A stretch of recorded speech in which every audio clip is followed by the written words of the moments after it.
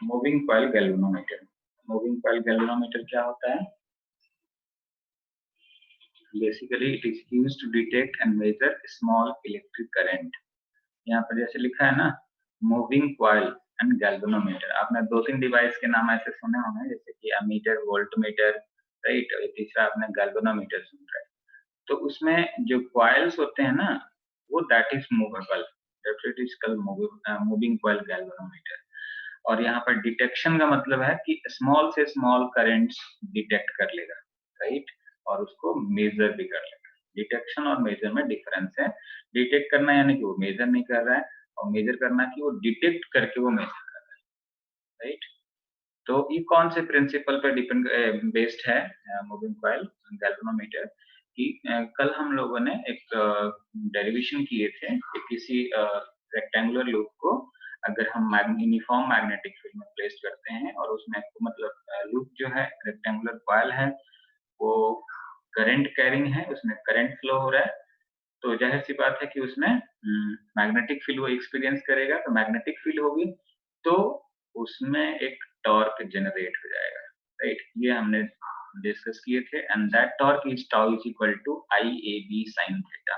उस कॉइल में कितना करंट फ्लो हो रहा है, उसका एरिया, और उसमें मैग्नेटिक फील्ड कितनी है, और उस कितने एंगल से मैग्नेटिक फील्ड से उसको रखा गया है, राइट। इन सारे पैरामीटर्स पे वो डिपेंड करता है। अगर उसमें number of turns small n हो तो टॉर्क हो जाएगा tau is equal to N I A B sine theta, right. तो यही चीज यहाँ पर लिखा है कि it works on the principle that when a current carrying coil is placed in a uniform magnetic field, the coil experiences a torque. किसी भी करंट कैरिंग कॉइल को magnetic field, uniform magnetic field में अगर हम उसको रखते हैं, then that coil experience will feel a torque, right? Torque आप लोग को मालूम है, it is a force, it is a special type of force which generate rotational motion in a body, right? जिस जहां भी हम टॉर्क की बात करेंगे तो किसी भी ऑब्जेक्ट में वो रोटेशन जनरेट करेगा, राइट। ये आपको ध्यान रखना है। तो बहुत ही फास्ट अब हम कंस्ट्रक्शंस की तरफ, किस तरह का कंस्ट्रक्शंस होते हैं इसका कंस्ट्रक्ट करते हैं मूविंग कॉइल गैल्वेनोमीटर को, उसको बॉदर कर लेते हैं, right. It consists of a rectangular coil PQRS having a large number of turns of insulated copper wire, right? ये एक तरह से जैसे कि हमने कहा ना कि यूनिफॉर्म मैग्नेटिक फील्ड में हम किसी रेक्टेंगुलर कॉइल को रखते हैं तो वो टॉर्क एक्सपीरियंस करेगा। तो जो उसमें जो मूविंग कॉइल गैल्वेनोमीटर है, उसके इनसाइड में क्या है, एक रेक्टेंगुलर कॉइल है, इसको हमने उसको नेम कर दिया पी की कॉर्नर को PQRS, and having large number of turns, है ना, ऐसा नहीं कि single turn, double turn, and that is of large number of turns of insulated copper wire. जो कॉइल है, कॉइलिंग आपको मालूम है कहीं भी करते हैं तो कॉपर वायर पे लेमिनेशंस कर देते हैं, पेंटिंग कर देते हैं, सो दैट कि वो इंसुलेटर हो, इंसुलेटर जैसे इसके सरफेस इंसुलेटेड जैसे बिहेव करे, राइट। बट वो inside the edge a conductor है वो। तो कॉपर वायर का हमने एक रेक्टेंगुलर कॉइल उसमें बना लिए जो कि बहुत सारे उसमें टर्न्स है। The coil is suspended by, उस कॉइल को क्या कर दिया, suspended by means of phosphor bronzy wire in a strong magnetic field. यहाँ पर आप चलो यहाँ पर देखो, उस रेक्टेंगुलर कॉइल को क्या कर दिया, हैंग कर दिया, सस्पेंड कर दिया उसको, इस चीज से, by using a phosphor bronzy wire, ये भी एक मटेरियल का नाम है, उस वायर से उसको हैंग कर दिया इन ए स्ट्रॉन्ग मैग्नेटिक फील्ड। उस रेक्टेंगुलर कॉइल को किससे हैंग किया गया, किससे सस्पेंड किया गया, फॉस्फर ब्रॉन्जी वायर से, और फिर कहां पर प्लेस कर दिया गया, in a strong magnetic field, right. अब इतनी बातें हम डायग्राम में पहले देख लेते हैं। ये देखो कि ये एक PQRS PQRS एक रेक्टेंगुलर कॉइल हो गया, राइट। इसको हैंग कर दिया गया किससे, फॉस्फर ब्रॉन्जी वायर से हैंग कर दिया गया। और इस पूरे सेटअप को कहां पर रख दिया गया, ये देखिए दो पोल है, नॉर्थ पोल और साउथ पोल, दो मैग्नेटिक पोल्स है, राइट। तो ये स्ट्रॉन्ग मैग्नेटिक फील्ड में इसको रेक्टेंगुलर कॉइल को फॉस्फर ब्रॉन्जी वायर के थ्रू उसमें सस्पेंड कर दिया गया और दो पोल्स के बीच में उसको सस्पेंड कर दिया गया, राइट। अब देखिए इसके आगे, यहाँ तक क्लियर है। The field is set up by alternating soft iron curved pieces to the poles of the powerful magnet, right? Field किससे हम सेटअप करेंगे, वो alternating soft iron curve, right? Pieces to the poles of a powerful magnet, जो north और south poles है उसके through. The current is lead into and out of the coil PQRS through the suspension at X and Y. जो दो terminal है उसके through उसमें current provide किया जाएगा, राइट। डायग्राम में जो एक ये टर्मिनल है, एक ये टर्मिनल है, इसके थ्रू इसमें करंट प्रोवाइड किया जाएगा। लीड इनटू लिखा है ना, lead into and out of the PQRS through the suspension at X and Y.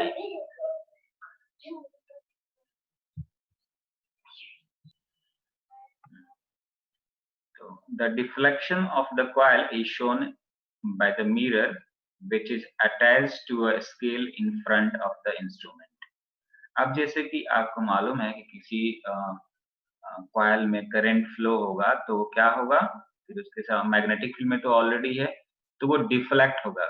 ये उसका प्रिंसिपल है कि कोई सी भी सर्कुलर कॉइल को, रेक्टेंगुलर कॉइल को आपने मैग्नेटिक फील्ड में रखोगे तो that will experience torque, right. ये आपको मालूम है प्रिंसिपल। तो जैसे ही उसमें करंट फ्लो कराया तो वैसे ही वो डिफ्लेक्शन शो करेगा। तो डिफ्लेक्शन क्या करना है, the deflection of the coil is shown by the mirror, यानी कि उसके फ्रंट पे आपने एमीटर या वोल्टमीटर देखे होंगे तो उसके स्क्रीन पे हमें दिखता है कि एक स्केल लगी है और उसमें एक निडल है, तो वो फिर मूव करने लगता है, फॉरवर्ड डायरेक्शन में मूव करने लगता है। उसका अगर डायरेक्शन हो तो वो रिवर्स डायरेक्शन में मूव करने का ट्राई करता है, राइट। तो उस मिरर से हमें डिफ्लेक्शन वो पता चल जाता है, which is attached to a scale in front of the instrument. उस इंस्ट्रूमेंट के फ्रंट पे एक स्केल भी लगा रहता है, 1 एम्पियर, 0.5 एम्पियर, 2 एम्पियर। इस स्केलिंग में स्केल लगा रहता है, उससे हम पता कर सकते हैं कि उसमें कितना करंट फ्लो हो रहा है, right. So this is all about constructions of moving coil galvanometer. आपको प्रिंसिपल भी मालूम है, देखिए किस तरह से वर्क करता है मूविंग कॉइल गैल्वेनोमीटर। एक चीज का आपको ध्यान रखना है, प्रिंसिपल, कौन से प्रिंसिपल पे वर्क करता है गैल्वेनोमीटर, राइट। यहाँ लिखा है when current to be measured is passing through the coil experiences the torque, therefore the coil begins to turn as the coil turn। देखो इतना पहले समझो, when current to be measured is passing through the coil, भाई अब किसी भी circuit में current flow हो रहा है तो उसको हमें मेजर भी करना है, कितना क्या करंट फ्लो हो रहा है। किससे मेजर करेंगे, हम किसी डिवाइस को उसमें इंक्लूड करेंगे उस सर्किट में, सो दैट कि वो हमें बताए कि उस सर्किट में कितना करंट फ्लो हो रहा है। तो हमने उसमें एक गैल्वेनोमीटर यूज कर लिए, राइट। तो गैल्वेनोमीटर से वो करंट पास होगा, है ना, पास होगा तभी तो उसको मेजर करके बताएगा। तो जैसे ही उस कॉइल से यानी कि गैल्वेनोमीटर से वो पास हुआ करंट, तो क्या हुआ, जो उसके इनसाइड में एक PQRS कॉइल था उसने क्या एक्सपीरियंस करेगा, क्योंकि उस कॉइल को हमने मैग्नेटिक फील्ड में रखा और XY एंड से उसको करंट को हमने पास आउट किए और उसको इंटर कराए, राइट। तो उसने टॉर्क एक्सपीरियंस किया, राइट। और टॉर्क करता क्या है, torque that will try to rotate the, जो भी सब्सटेंस है तो उसके स्केल लगा होगा उसमें स्केल, तो स्केलिंग को डिफ्लेक्ट कर देगा। Therefore the coil begins to turn as the coil turn,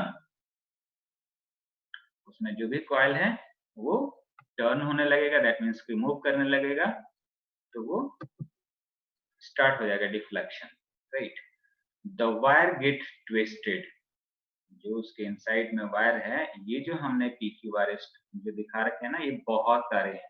ये तो यहाँ पर डायग्राम में हमने सिंगल टर्न दिखा रखे हैं, लेकिन यहाँ पर हमने बोला शुरू में कि this consist of large number of turns. तो ये टर्न करेगा, तो क्या होगा, वो ट्विस्ट हो जाएगा। ट्विस्ट मतलब कि वो रोटेट हो गया। The wire get twisted, this result in opposite by directed torque, right.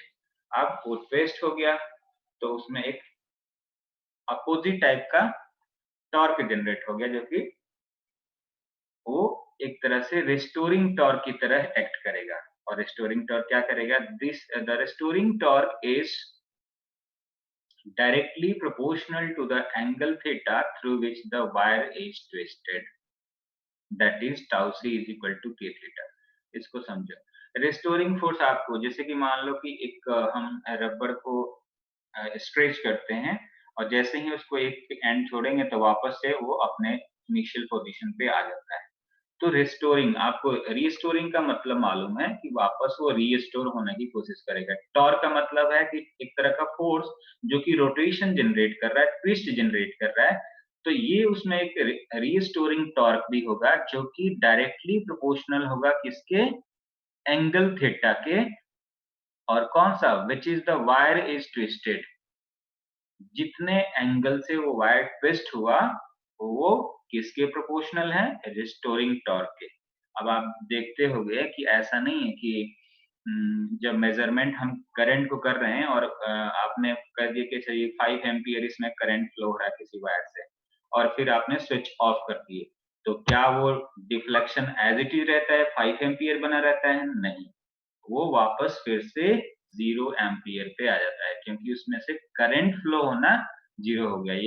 ये ये रीस्टोरिंग टॉर्क का मतलब ये, जितना वो डिफ्लेक्ट हुआ था वापस वो रीस्टोरिंग टॉर्क की वजह से वापस वो इनिशियल कंडीशन पे आ गया। तो that torque is directly proportional to theta. यहाँ स्टेटमेंट में लिखा है, तो यहाँ पर एक प्रोपोर्शनलिटी कांस्टेंट आ गया, tau C is equal to K theta, and that tau C is equal to restoring torque, and K is known as torsion constant. You can also say that proportionality constant, right? तो that is K is constant known as torsion constant of suspension। जिस wire से हमने suspension किया था उस PQRS coil को, उसका torsion constant है ना। तो ये इंपॉर्टेंट यहाँ पर एक पॉइंट है, टॉर्शन कांस्टेंट आपको याद रखना है। और वो जो वायर है वो किस मटेरियल का बना रहता है, फॉस्फर ब्रॉन्जी का बना रहता है, जिससे हम उसको सस्पेंड करते हैं, right. Therefore, the equilibrium position of the coil, कोई ना कोई एक कंडीशन होगा जब दोनों टॉर्क इक्वल होगा, जो हमने टॉर्क इनिशियल में जनरेट हुआ था, जो एक कॉइल ने एक्सपीरियंस किया था, और एक रीस्टोरिंग टॉर्क, राइट। टीडी क्या है, दैट इज टॉर्क डेवलप्ड। तो जो टॉर्क डेवलप्ड हुआ और एक restoring torque, that should be equilibrium. Equilibrium position में ये कंडीशन होगी, राइट। ये आपको ध्यान रखना है। अब हम इसका बेसिक थ्योरी कि किस तरह से उसका करंट को हम मैथमेटिकली मेजर कर सकते हैं। तो इसमें देखिए कि हमने शुरू में बोल दिए थे कि उसमें जो नंबर ऑफ टर्म्स है that is small N, and coil का जो एरिया है that is capital A, area of the coil, I current through the coil, and B strength of the magnetic field. तो ये पैरामीटर आप बढ़ते आ रहे हैं, राइट।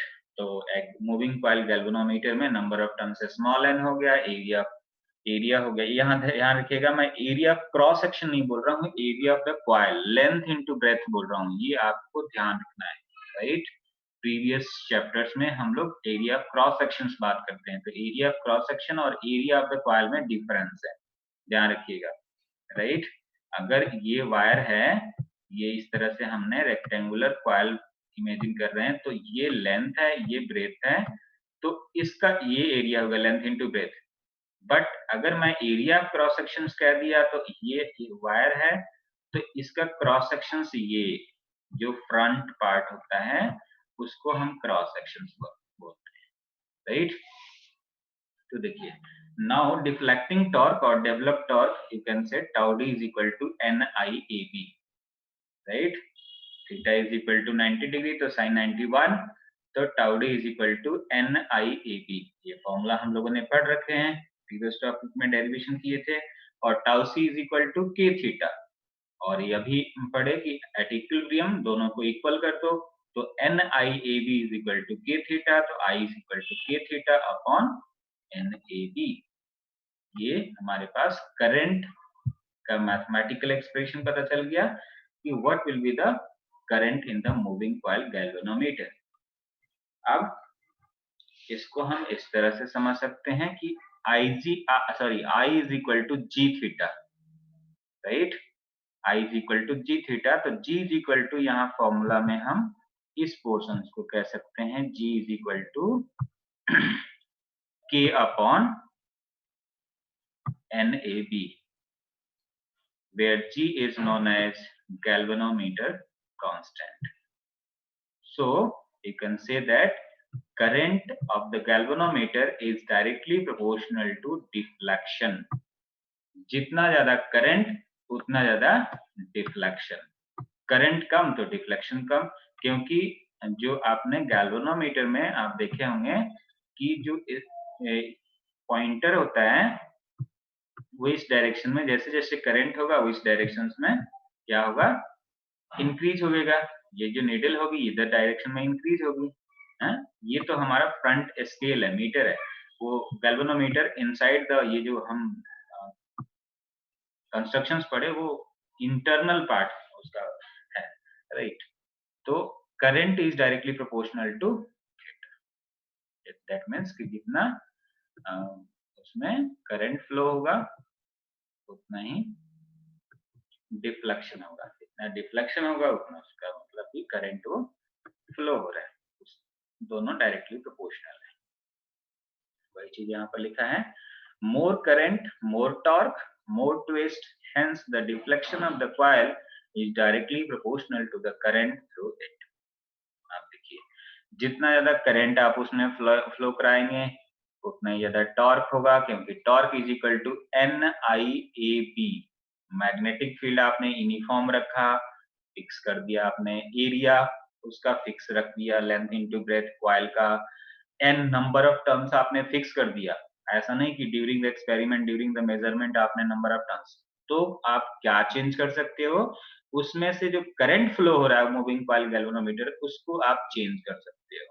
दैट मीन्स कि टॉर्क किस पे डिपेंड किया, उस करंट पे डिपेंड किया। जो फॉर्मूला हम लोगों ने यूज किया है tau is equal to N I A B, तो उसमें एन भी फिक्स हो गया, सारा कांस्टेंट हो गया, करंट वेरी कर सकते हैं उससे फ्लो करा सकते जो करा रहे हैं, राइट। तो दैट डिपेंड अपॉन करंट। तो मोर करंट दैट मीन्स कि मोर टॉर्क, तो टॉर्क ज्यादा होगा। टॉर्क क्या करता है, रोटेट करता है किसी चीज को, कॉइल को रोटेट करेगा, दैट मीन्स कि more twist, right. Hence the deflection of the coil is, that means twist हो गया। जो स्केल हमारे पास था वो जितना ज्यादा करंट होगा उतना ही ज्यादा वो डिफ्लेक्ट होगा। ये कम करंट था तो इतना डिफ्लेक्ट हुआ, ये इसका इनिशियल कंडीशन था, ये 0 था, ये 5 हो गया, ये 10 हो गया, इधर 15 है ना। तो ज्यादा करंट होगा तो डिफ्लेक्शन यहाँ पर आ जाएगा उसका स्केल का, है ना। तो ट्विस्ट मतलब कि वो मोर ट्विस्ट होगा, ज्यादा अगर हमने कर दिया तो मोर twist. Hence the deflection of the coil is directly proportional to the current through it। यानी कि जिस कॉइल में जो करंट फ्लो करा रहे हैं उसका जो डिफ्लेक्शन है, दैट मीन्स कि स्केल पे जो डिफ्लेक्शन हमें पता चल रहा है वो ज्यादा डिफ्लेक्शन तब होगा जब उसमें हम करंट भी लार्ज अमाउंट उसमें से फ्लो कराएंगे, right. So this is all about moving coil galvanometer. यहाँ पर आप एक बुक्स वगैरह में और थोड़ा सा कॉम्प्लिकेटेड डायग्राम है, तो इतना हमें कॉम्प्लिकेट करके उसको ऐसा ना हो कि हमें समझ में ही नहीं आए। यहाँ मैं आपको रिप्रेजेंट कर दूं जो हम लोगों ने बात किए थे, ऐसे मैंने व्हाट्सएप कर दिया है। ये कुछ इस तरह से रिप्रेजेंट है स्केल वगैरह। ये आप लोग को विजिबल है डायग्राम?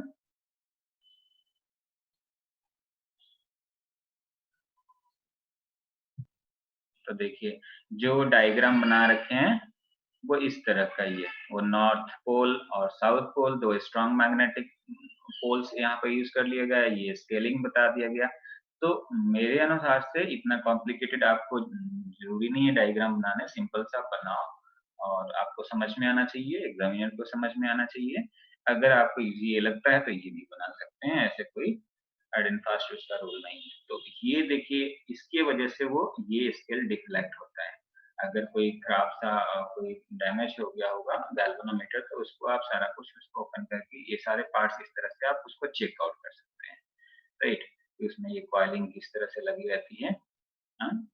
और इसका एक और डायग्राम मैं दिखाता हूँ, जब वो कंप्लीट इस तरह से उसका रिप्रेजेंटेशन रहता है ना।